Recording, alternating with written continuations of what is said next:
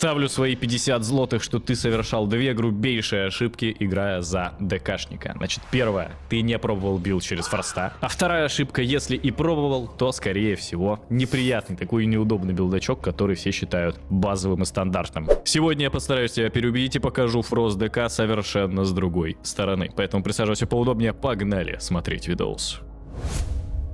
Итак, показываю вам билдачок, который вы, скорее всего, никогда не видели. Обычно, если говорят про фрост ДК в ПВП, рассматривают прокачку ветки льда, дополнительно с прокачкой ветки крови, соответственно, через там захват рун и так далее. Но это все вообще не работает, потому что играть на ДКшнике, у которого диспелятся дотки, максимально неприятно, и вы этого не хотите. В связи с чем предлагаю вам рассмотреть билдачок, в котором мы докачиваемся до нечестивой порчи ветки анхолика и за один койл буквально в противника не позволяем диспелить наши дотки. Ну, по сути, как у анхолика, как у гибрид ДКшника это все работает. Да, вы скажете, что, блин, достаточно неприятно тратить силу рун не на ледяной удар, а на один койл. Ну блин, а это всего лишь одно применение, и по сути, критично вам там бёрст ротацию вашу это никак не запорит, но зато ваши дотки не смогут задиспелить, а значит ваше уничтожение будет дамажить усиленно. У вас озноб очень много дамага будет наносить по противнику, потому что у вас раскачивается магия льда и так далее. Это на самом деле действительно рабочая темка. И здесь мы еще также дополнительно выкачиваем таланты, которые бустят нам силу атаки. И если отдельно там они как-то сомнительно работают, то во фрост билде, когда вы добираетесь до противника, даже просто ваши обычные тычки, не спылы, не уничтожение, не ледяной удар, ну реально очень много депаса наносят физического. Вы в этом убедитесь, чуть позже я вам все покажу на видосах. Есть еще вариация билда, когда мы себе эпидемию в двойку не прокачиваем, а берем на коне бледном. Те же 2 поинта тратим, и также у нас по сути все идентично получается. Рекомендую использовать коняшку только если вы играете за орка, у кого пассивно также еще идет дополнительный резист к станам. Это все вместе суммируется, и вы просто непокорным таким становитесь ДКшником. Если вы играете не за орка, можно в принципе это не брать, и стандартная эпидемия, наверное, все-таки будет выглядеть лучше. Но здесь плюс-минус ничего критичного, просто как вам по геймстайлу больше заходит, то и берете. Символы большие у нас всегда одинаковые. Это символ ледяного удара и символ уничтожения. Третий символ можно менять. Стандартный плюс-минус, к которому все привыкли, это символ болезни, который обновляет время действия доток. Но если вы и так постоянно спамите ледяные оковы, условный удар чумы, можно взять вместо символа болезни символ на антимагический панцирь. Добавляет вам 2 секунды действия этой имбульной кнопки. А это значит, что у вас, во-первых, будет длительность резиста к магическим контролям увеличена, ну и в принципе эффектом. Так еще, если по вам бьют дополнительно магии, вот эти 2 секунды это доп время, чтобы вам силу рун сгенерировать дополнительно. Вы же знаете, да, что весь магический депос перерабатывается в силу рун, когда мы бегаем под антимагическим панцирем. Малые символы обязательные. Это символ кровоотвода, чтобы себя не дамажить при нажатии кнопки, и символ объятий смерти. Это чтобы когда мы клацали перерождение и начинали сами себя киллить хайлами, это было гораздо эффективнее, просто в 2 раза дешевле будет стоить спелл. Третий символ уже не обязательный. Можно взять символ воскрешения мертвых, можно взять зимний горн, тут вообще без разницы. Особо это ничего нам не дает.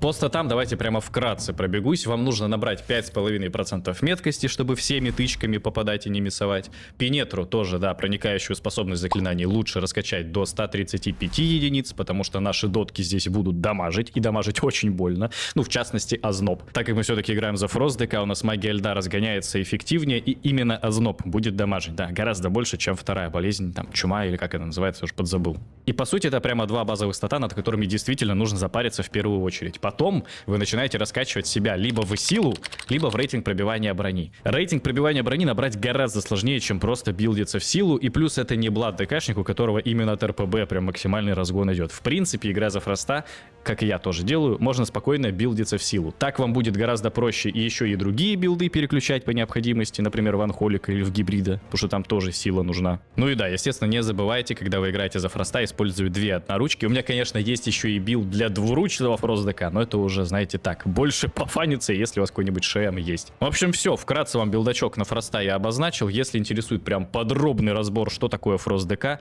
разные вариации по билдам, прям какие статы, какие чарки, это у меня на бусте есть отдельный гайд, можете переходить и смотреть. Ну а сейчас я предлагаю вам насладиться просто ПВПшными котеечками. Соответственно, в данном билде буду вам демонстрировать, что происходит с противниками. Погнали! Понеслась! Душа в рай, первая котеечка. Погнали. Значит, здесь прыгнул, но противнички уже знали, походу, что будет, поэтому решили разбежаться прямо от моего прыжка. Ну ладно, по крайней мере, Вара зацепил, это было для меня самое главное. И вот почему. Все, тринкет от Варыча был потрачен, теперь его может совершенно спокойно контролить моя команда. Вижу, что прожали зубы от приста, естественно, под зубы его бить особо смысла не было. Ну и плюс-минус, короче, ситуация для нас выгодная, поскольку противники уже много чего отдали. И вот прямо сейчас прист прямо молодец. Собственно, ручно подходит на ножках прямо ко мне, и здесь можно уже под него подбурститься. Немота пошла, также нажимаю незыпку, чтобы меня случайно не застанили. Дополнительная немота, усиление рунического оружия, кикаем кастик, добиваем пацанчика. Найс, найс, окей. Здесь хорошо получилось, что контроль я и мой прист выдавали последовательно, и то, что вражеский лекарь, соответственно, потратил зубы слишком рано. Следующая каточка. Прямо помню, насколько она была такая динамичная. Качели здесь были постоянно, то в одну, то в другую сторону. Ну ладно, погнали, смотрим. Значит, подбежал к вражеской колонне, здесь просто кинул, соответственно, лужу. И не спешу выходить на противников, потому что понимаю, что там заморозить я их не смогу. Сразу же урон от лужи прервет мне весь контроль. И вот сейчас было супер неприятно. Во-первых, смотри, мой Фрост Маг накинул на вражеского рестора друида сначала, сука, руты. Я туда потратил грипп практически одновременно, поэтому не смог сбить ему позиционку. А потом еще и со станом, соответственно, мы тоже не законнектились. Но это, конечно, естественно, минусы геймплея не по связи, а просто, да, вот с рандомами в солоках, соответственно. Но ничего. Значит, скорее всего, по Афле Варлоку здесь поиграть не получится. На самом деле у них супер неприятный сетап, а я с магами играть, ну вот прям действительно не люблю. Еще и так получается, что против нас рестор друид, которого маг не может, по-моему, зашипать, да, когда он в форме дерева. То, кстати, можете меня поправить, я в этом не особо уверен. Но вроде бы овечки в рестор друида еще здесь не залетали, поэтому, скорее всего, так оно и есть. Хороший стан, я понимаю, что меня не пробьют, учитывая, что у меня откатилась зеленка, поэтому и решил пока что не хилиться, соответственно, прям максимально. Грипп и усидеть друида, чтобы сбить ему кастик. Немота залетает от моего союзного мага. Овечка Варлока. Моя заморозка 0% хп у вражеского приста остается, но не хватает совсем чуточку. Совсем капельки не хватает нам депоса, чтобы его пробить. И вот это, скорее всего, была уже все критичная ситуация. Потому что еще раз пробить настолько же больно вражеского приста у нас навряд ли получится. То есть, по факту, все решилось в прошлые несколько секунд, когда мы приста практически убили, но все-таки дожать не смогли. С одной стороны, здесь можно немножко полосать вражеских оппонентов, поскольку вот они прямо очень солидно хотят играть по мне. У меня откатывается зеленка. И вот после того, как она закончится, в идеале мне, конечно, здесь побегать. Ну, блин. Видишь, у нас как-то все неприятно получается в том, что еще и немота залетает Shadow Приста. Соответственно, циклон никак не кикнулся вражескому рестор друиду. И здесь как будто бы уже должен быть похорон. Эфир залетает, по-моему, союзному магу. Я клацаю, естественно, здесь стойку льда, чтобы как-то пережить. Но еще и немота залетала, по-моему, пацанчику. Не повезло. Но посмотри, во-первых, сколько нахилил вражеский рестор друид. Ну и здесь на самом-то деле была парочка моментов, да, вот когда я поспешил с одной стороны. С другой стороны, мы должны были убивать. И поэтому немножко не повезло. То есть здесь у нас два фактора, которые привели к поражению. Во-первых, я немножко поспешил. Нужно было грипнуть к себе рестор друида чуть попозже и заморозить его ненасытной стужей, чтобы он постоял в контроле. Но, во-первых, его могли спокойно задиспелить союзники, а во-вторых, мы все равно должны были добивать приста, но нам буквально несколько сотен депоса не хватило. Ну ничего, катка зато была интересная, погнали смотреть дальше. И идем next, третья котеечка. Здесь, помню, не особо какие-то были смышленные пацанчики против нас. Ну, то, что они, в общем, не законнектились друг с другом, и геймплей у них был сомнительный, это прям факт, сейчас все увидим.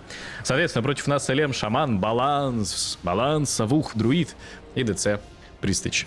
Значит, здесь, опять же, не спешим как-то, особо вперед не бежим, но когда на меня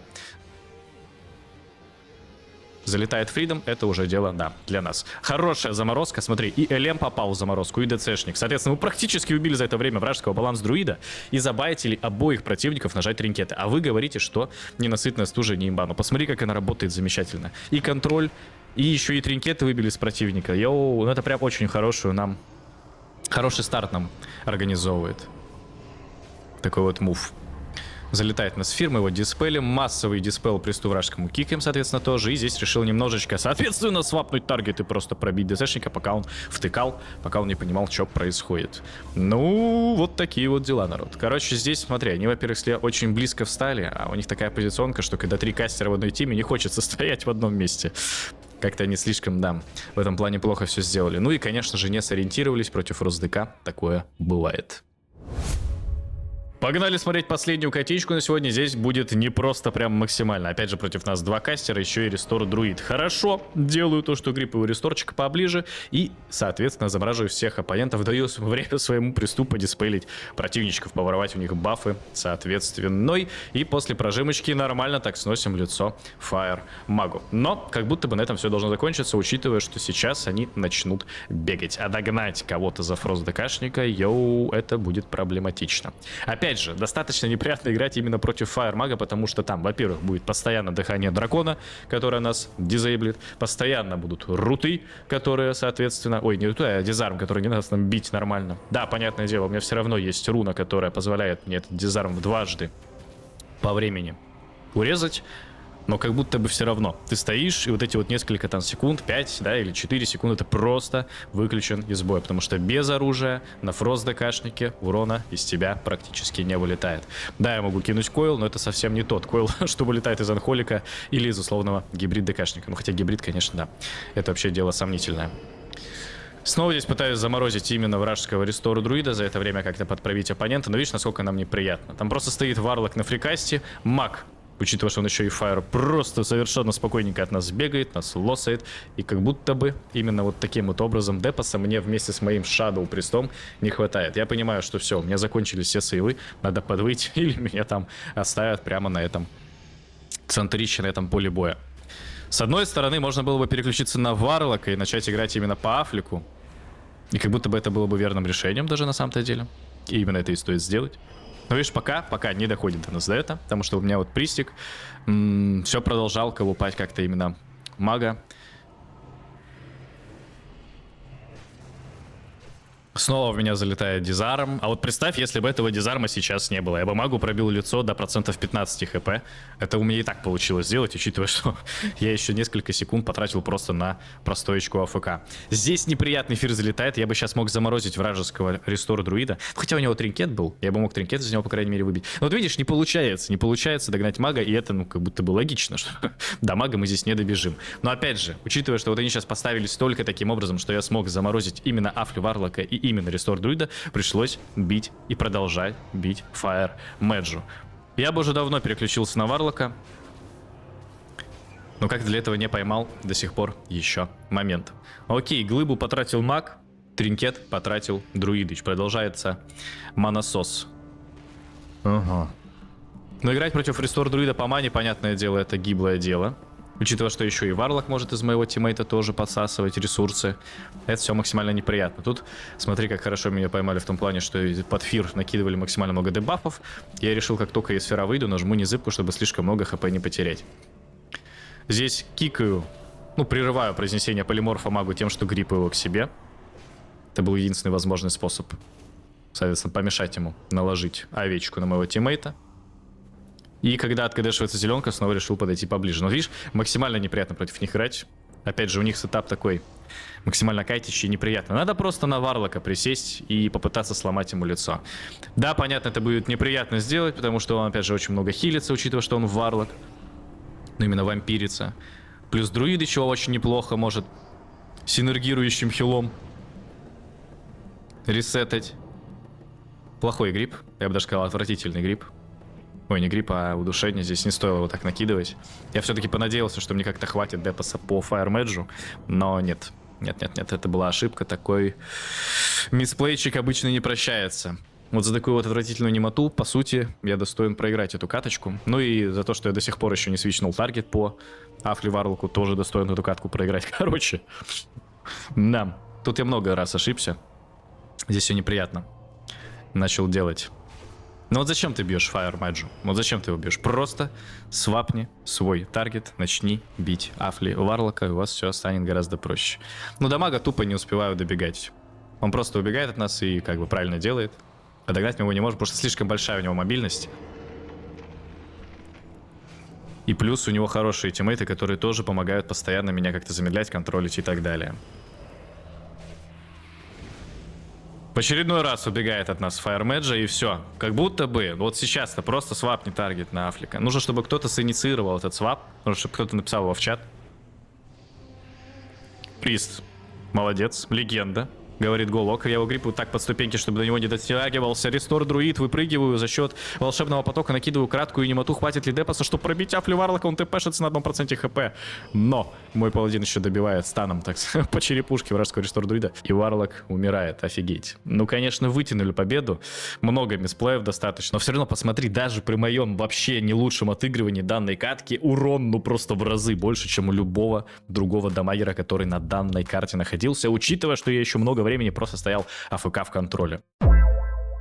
Вот такой вот видос у нас на сегодня, народ. Будем заканчивать. Отдельная благодарность всем, кто подписывается на Бусти, особенно легендам. Вот они у вас на экране сверху вниз, слева направо. Кстати, я залил на Бусти каточку, которая не попала в данный выпуск. Ее разобрал как самую такую интересную, динамичную. Если интересует, также можно там посмотреть. Пишите ваше мнение в комментариях, что об этом думаете. Всем же я вам желаю удачи, всем прогрессив в PvP. Всем на сегодня. Пока.